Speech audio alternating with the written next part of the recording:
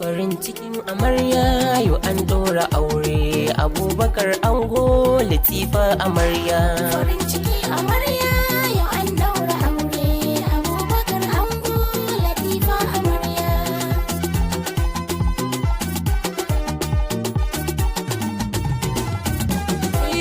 Ubangiji na Allahu zani sawo, wakan aure auta zani rero. Ango amarya za su jero, ango amarya za su jero. Biki ne dai ake na soyayya, amarya kowa yana ta lirkayya.